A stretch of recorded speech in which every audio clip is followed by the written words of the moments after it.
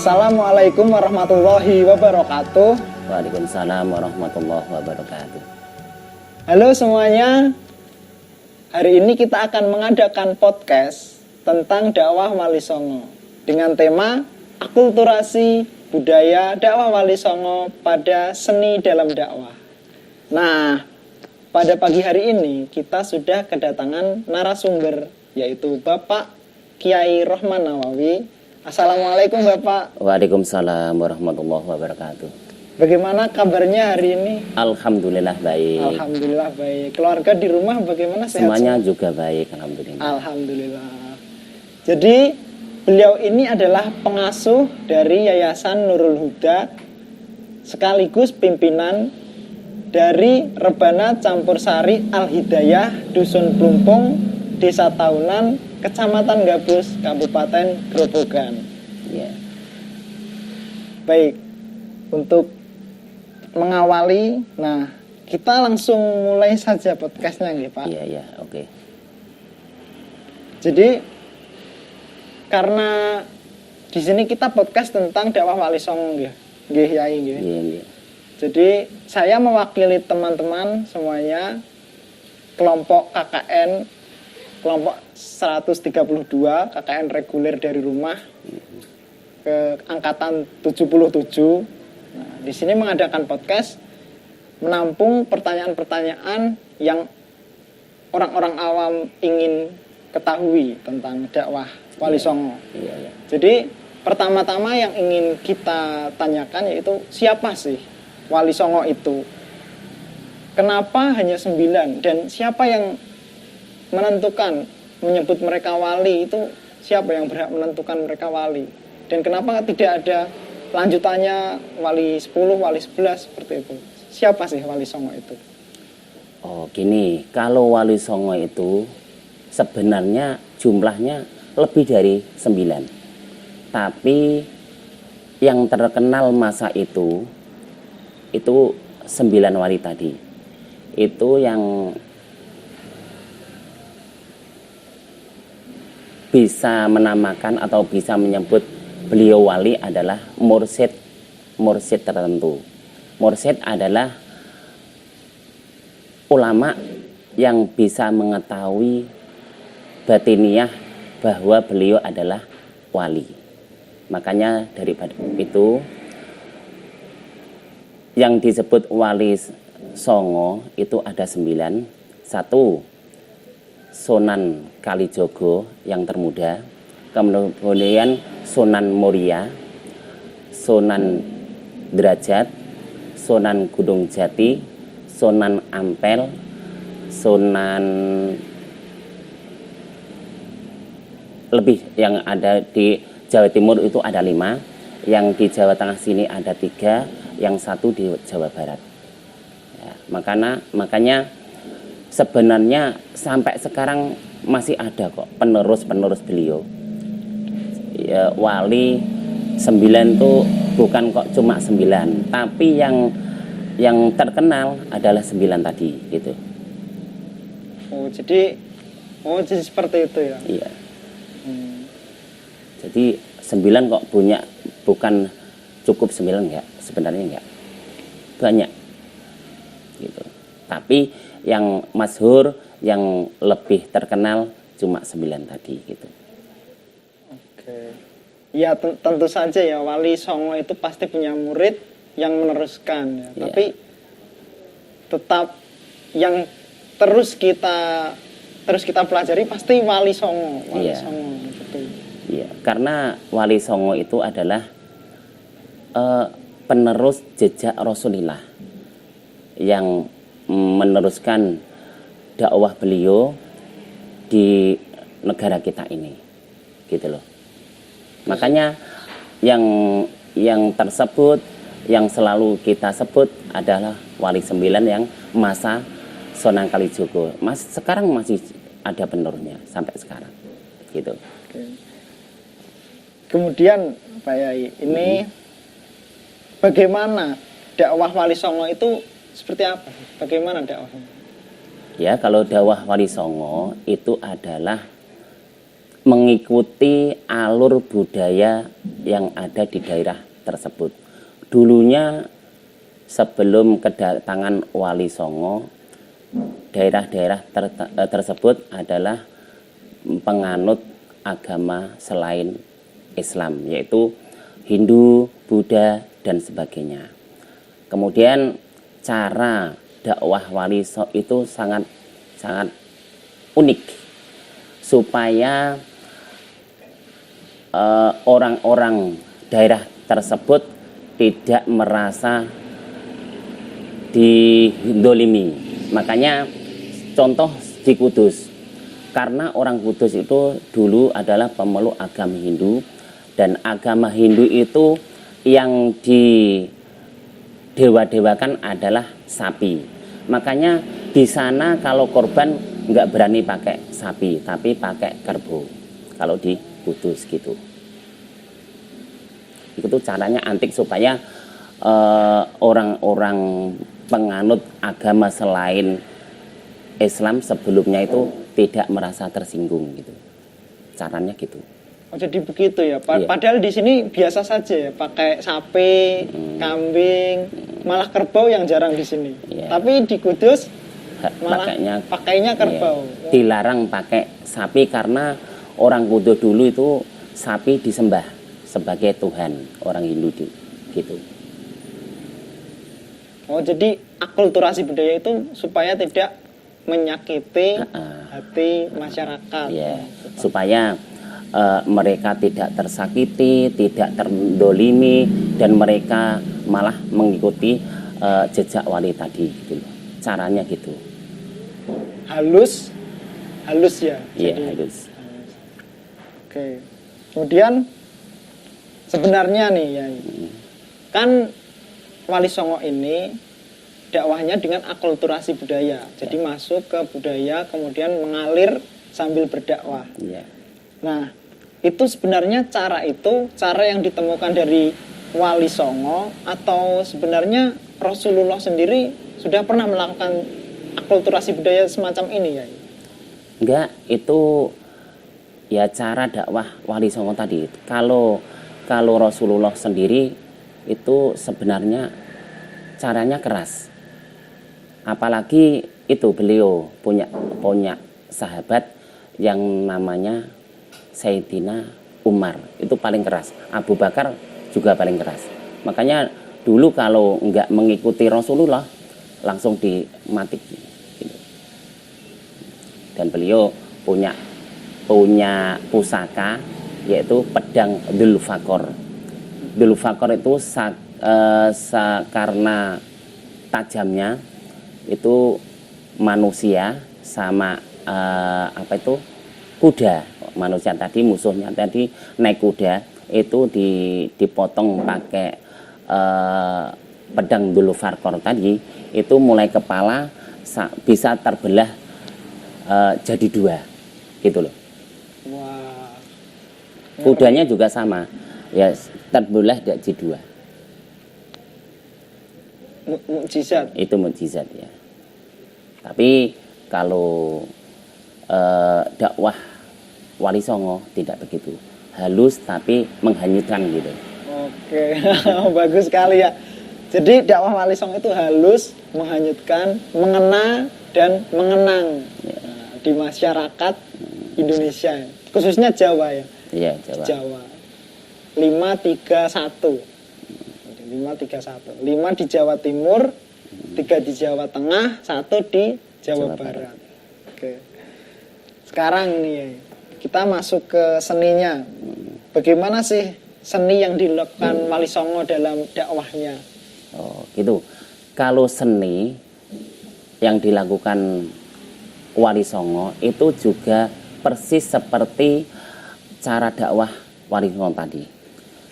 Dulu orang Jawa sukanya tuh pakai alat gamelan, gong ya. Dan dulu tuh yang paling banyak adalah tayuban atau ledek. Nah, maka sekarang kalau dipegang oleh wali bukan tayuban tapi toyiban, maknanya bagus gitu. Toyib. Nah, toyib. Makanya wali itu punya keahlian nabuh gong itu sendiri. Makanya ada yang dinamakan Sunan Bonang, itu dia mahir memegang bonang gitu. Kemudian cara dakwah beliau ya seperti itu. Upama daerah sini sukanya itu pakai kerawitan, makanya cara dakwah budayanya juga pakai kerawitan supaya tidak menggeser tradisional sebelum beliau gitu. Tapi bagaimana dakwahnya diselipkan ke kerawitan itu ya? Iya, gini caranya. Setelah kerawitan itu dibunyikan, biasa kan orang berbondong-bondong situ. Kalau sudah kumpul orang banyak, nanti berhenti, kemudian didakwai, diceritakan mana yang baik, mana yang tidak gitu. Akhlaknya ya. Terus gimana kalau ini nggak boleh, kalau ini boleh, itu cara dakwah ya seperti itu tadi. Kalau sudah ngumpul, nanti kan biasanya orang sini suka dengan musik gamelan, otomatis kan setelah gamelan itu dibunyikan, otomatis berbondong-bondong ke situ. Nah, kalau sudah kumpul banyak, kemudian wali itu tadi berdiri memberi fatwa, memberi nasihat gitu caranya. Setiap di mana tempat ya seperti itu semuanya gitu. Selain gamelan ya? Ya selain gamelan ada yang dinamakan rebana itu tadi. Rebana itu alatnya dari kayu seperti gendang dan ada kulit apa ya yang bagus suaranya tuh kulit kijang. Kijang. Gitu. Oh, sesuai dari ini rebana campur sari dari Bapak. Sama ya, jadi meneruskan Wali Songo berarti. Iya. Makanya saya punya inisiatif gimana supaya rebana sama gamelan itu tidak ada masalah, tapi saya gabung, tapi juga indah didengarkan, juga nggak ada gimana ya, nggak ada orang yang bilang kalau ini bagus, ini nggak bagus, supaya orang-orang tuh semuanya menyaksikan itu senang hati gitu. Niat saya seperti itu. Jadi tidak memisah-misahkan ini lebih bagus, itu lebih bagus. Rebana nggak bagus gamelan, supaya tidak seperti itu ya. Karena gini, rumornya di masyarakat kalau musik gamelan itu katanya haram. Kata orang-orang yang nggak tahu, itu katanya haram. Karena kenapa? Karena gamelan itu menghanyutkan orang dan bisa mempengaruhi pikiran orang jadi menari lah. Katanya itu nggak bagus. Yang nggak bagusnya kalau semuanya musik kan bisa menghipnotis mendengarkan ya. Bukan cuma gamelan, rebana pun juga bisa kok. Contoh, kalau saya baru manggung itu ternyata pemuda juga banyak yang joget kok gitu. karena suka gitu loh, terhanyut oleh musik, suara musik alunan tadi. Maka dari itu, jadi kalau ada orang yang bilang musik itu haram, gimana ya? Itu salah. Berarti kalau saya bilang orang itu agamanya belum nyampe gitu. Islamnya terutama itu syariatnya belum nyampe. Padahal sebelum kita lahir kan sudah duluan Wali Songo tadi. Padahal Wali Songo tadi kan dakwahnya pakai gamelan, juga nggak bermasalah, malah mengislamkan selain Islam tadi kok gitu loh.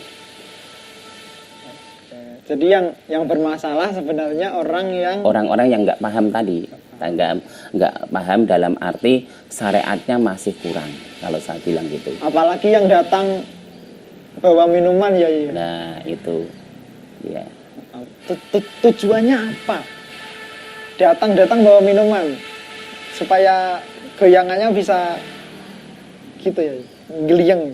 Kalau itu gunanya saya sendiri kurang paham karena saya belum pernah membawa minuman keras tadi. Tapi saya dengar katanya supaya mentalnya pede, nggak minder gitu katanya loh. Nah kemudian ini terkait kulit Ya. yang digunakan di kendang. Apakah itu yang membuat gamelan itu haram atau bagaimana?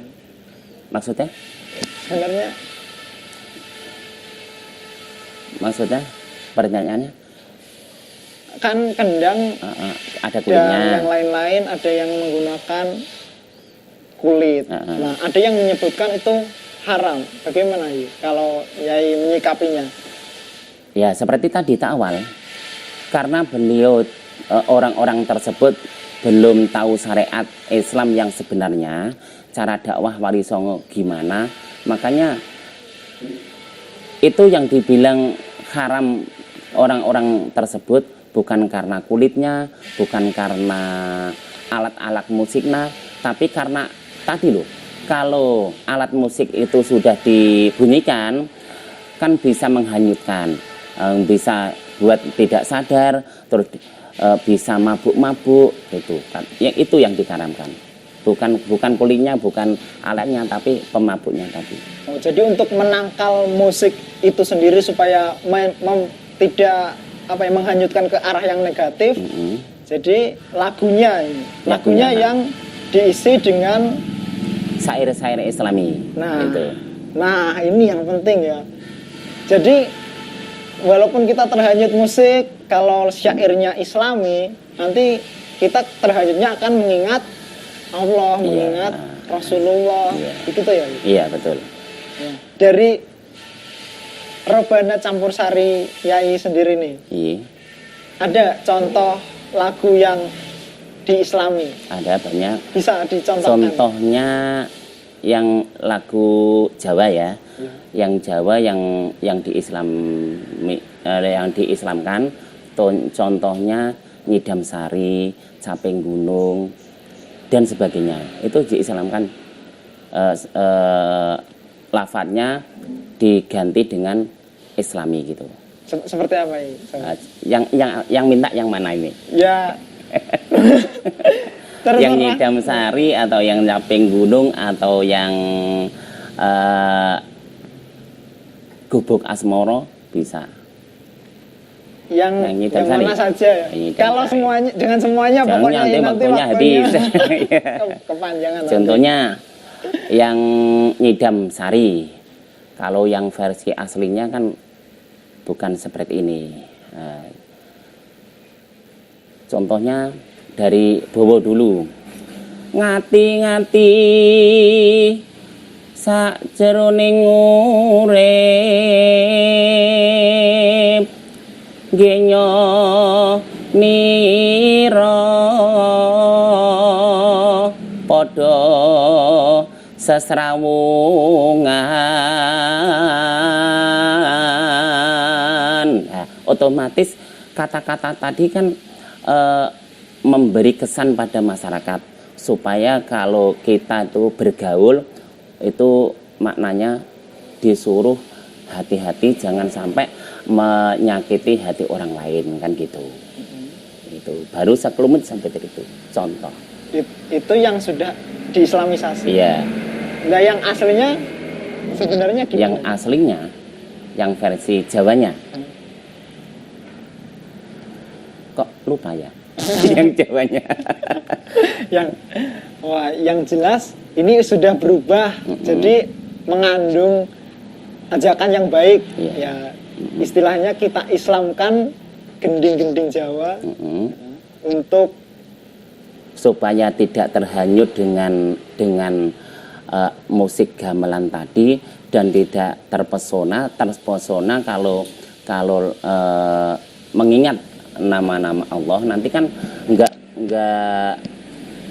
badan nggak bergerak terlalu apa tuh norak ya. Norak. Tapi kan melihat syair-syair tadi malah merasa kita itu seperti dalam ceramah beliau gitu loh. Subhanallah ya. Wah, jadi harus nonton ya. Ini Rebana Campursari yang lagu-lagunya sudah diislamisasi ini, harus nonton. Kapan nanti kita ada ya, nanti di deskripsi nanti ada salah satu video, salah satu lagu sholawatan dari latihannya nanti kita tampilkan. Latihan juga ada, kalau pas di panggung juga ada. Kalau pas di panggung saya nggak tahu masih KKN atau enggak. Oke, jadi tadi motivasinya membentuk Rebana Campursari tadi supaya ini ya, mematahkan orang-orang yang menganggap gamelan itu haram, dan memadukan, supaya tidak ada yang bilang ini lebih bagus, tapi semuanya bisa dipadukan dan digunakan untuk sekaligus dakwah dengan lagu-lagu yang sudah diislamisasi. Nah, gitu ya. Dan ada nggak sih kendala-kendala waktu mendirikan Rebana Campursari ini? Kalau kendalanya banyak, tantangannya adalah biasanya ya termasuk grup kerawitan itu sendiri katanya akan menggeser beliau, tapi niat kita nggak seperti itu kok. Cuma memadukan antara rebana dengan gamelan. Ya tadi karena orang banyak itu kalau gamelan itu haram, makanya saya sebagai pengasuh ya, sebagai pengasuh Yayasan Nurul Huda Nawawi itu memberitahu kepada masyarakat bahwa antara rebana dan gamelan itu adalah semuanya bagus, nggak ada yang ini yang jelek, ini yang bagus, nggak, semuanya bagus. Itu tergantung pemainnya gitu loh, musiknya itu niat beliau itu untuk apa gitu. Jadi kendalanya mereka merasa tersaingi. Wah nanti tambah saingan gitu. Ya gitu. Padahal ini bagus ini gebrakan memadukan ini. Padahal berbeda ya, kerawitan kan kerawitan sendiri. Rebana juga ada sendiri. Kita membuat aliran baru ya. Yang fresh gitu ya. Oke, bagus. Terus ini mungkin yang terakhir nih. Kita sudah membahas, karena kita kan temanya tadi seni dalam dakwah. Jadi kita membahas seni, berhubung Yai ini juga salah satu seniman yang memiliki kelompok Rebana Campursari tadi. Nah, jadi di sini pesan-pesan untuk masyarakat, atau kalau sekarang disebut kaum milenial, terkait ajaran dakwah Wali Songo sendiri, pesan-pesannya gimana untuk masyarakat sekarang? Oh ya, gini, tolong masyarakat semuanya ya, kalau memang belum paham cara dakwah Wali Songo, jangan asal ngomong, tanya dulu cara dakwah pakai ini, itu metode dari kitab juga ada, di kitab apa juga ada. Makanya harus jeli, jangan asal ngomong, supaya tidak menyinggung perasaan orang-orang di sekeliling kita gitu. Sekaligus pesan-pesan untuk pesan untuk orang-orang masyarakat, marilah kita bersatu mengikuti ajaran Wali Songo, jangan sampai kita membeda-bedakan ini bagus, ini jelek. Yang penting kita tetap bersatu, tetap pada pendirian Wali Songo tadi, yaitu kita menuju pada ajaran Kanjeng Nabi Muhammad, untuk hati kita, untuk mengingat Allah itu supaya lebih enak, lebih tidak terpaksa. Kadang-kadang kan ada yang merasa terpaksa. Kalau dipakai metode rebana ini kan dengan sendirinya itu kita bisa mengingat Allah, merasa dosa kita itu banyak, minta ampunan pada Allah gitu. Gitu ya. Jadi dalam sekali kita sudah membahas akulturasi budaya, kita membahas seni dakwahnya Wali Songo, termasuk penerusnya di sini Pak Kiai Rahman Nawawi yang sudah meneruskan dengan seninya yaitu rebana campur sari, kemudian mengajak kita semua, ayo kita isi pikiran kita, walaupun kita bermusik, kita mengingat Allah dengan syair-syair Islami seperti itu. Terima kasih. Mungkin cukup itu podcast kali ini. Nah, semoga bermanfaat untuk semua penonton dimanapun berada ya. Cukup sekian, saya sebagai host di sini. Mohon maaf bila ada salah kata. Sama-sama. Dan untuk semuanya, teman-teman semuanya, ya pesan-pesan tadi semoga bermanfaat juga untuk pendengar, penonton. Kami akhiri sekarang. Terima kasih. Wassalamualaikum warahmatullahi wabarakatuh. Waalaikumsalam warahmatullahi wabarakatuh.